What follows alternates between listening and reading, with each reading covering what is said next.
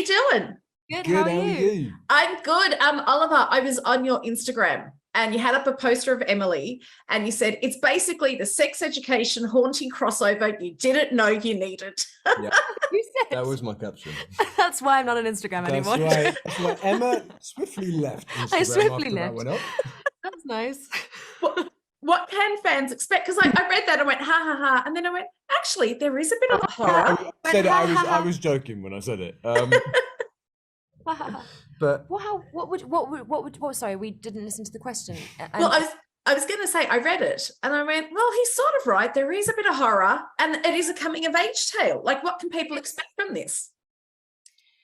Well, I mean, I don't want to preempt anything. I think it's just nice to go in with no expectations and just just experience the film, and it's just nice to have a story that is to me actually quite hopeful, even though it is there are lots of gothic elements and it's quite surprising twists and turns. It feels like also a comforting film and a hopeful film, and I'd like people to leave with a sense of, oh, I can make stuff happen, I can write something, or I can make a film, or I can tell a story and not impose too many rules on myself, my multiple selves. Well, it's a lot about me. on my many selves. Well, I love that. Go on. Well, Frances, I feel that she has been obsessed with Emily Bronte for such a long time, and it's often said that she relates to. So I think this is an ode to her creativity, to her work, to her it's like a thank you to Emily Bronte that she never really got.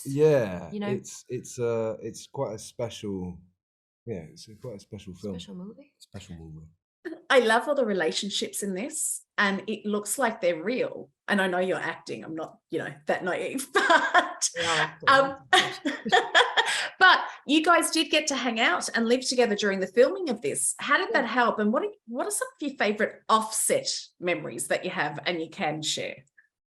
We had a great time. We really I could did. talk about it for hours because it was such a wonderful bubble to be in, and we had 2 weeks of rehearsal before we started shooting, where we worked on the script and did kind of movement lessons and singing lessons and everything, and it was actually quite fun. And then during the filming, we all lived in a house together, and it was the off-screen moments that I remember also the most, because they made me feel really safe, and I was really nervous and scared about the film, and there were lots of there's a lot to do in it, so it was nice to be to have the reassurance of the cast members and to have fun together and make food at the weekends and go on walks and stuff. Like, it was play chess by the fire with Amelia.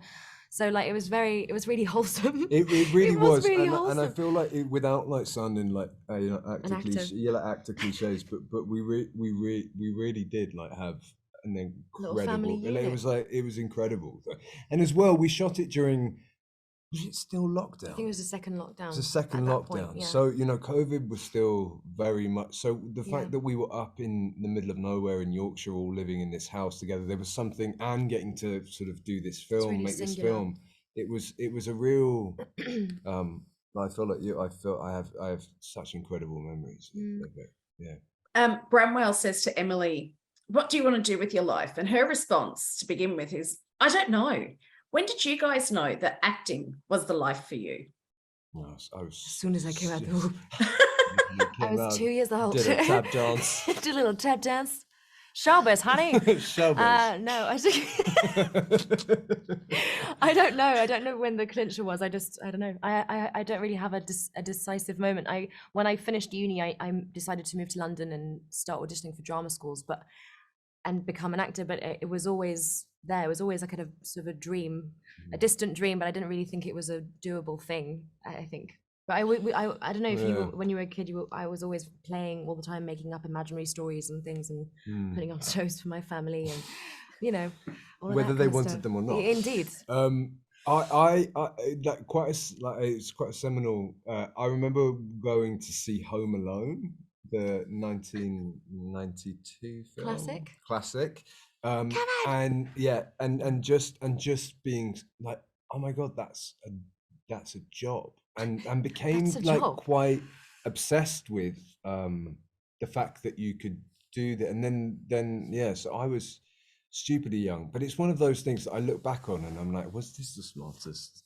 Was this the Was smartest this thing the I could have done? smartest thing to decide Should I at have like done this? 6 years I love old? that Home Alone was, of all Home films, Alone. was your starting point. You were like, this is what I want to do. Yeah. Yeah. No, Was it yeah. the shaving cream? Was it? It was the shaving cream. It was also the fact that he had like complete freedom. Yeah. I just it's wanted just- to do it's that. just And I like a remember dream. my dad told me they were making a sequel. And then for a week I sat, they had like the house that we lived in, they had like a window that gave out onto the street. And I sat, and there was a table, and I sat on that table every day coming back from school, because I thought, how fucked is this? I thought that someone would walk by and be like, there's a kid, we'll use him for the sequel. How messed up is that, looking back on it? That's heartbreaking. They're just like, Just sat please there like notice that. me by the Any way. minute now they'll turn up. Oh, I love, well, look, Imagine if anyone turned up. Come with amazing. me. Yeah. they didn't turn up for Home They didn't Alone turn 2, but they did turn up for this and so much this. more. Yeah, and I'm so glad they have. I could talk to you for so much longer, but I have to wrap. Thank you for the chat. Sorry, Thank you we've so taken over. much. Thank you very much. Thank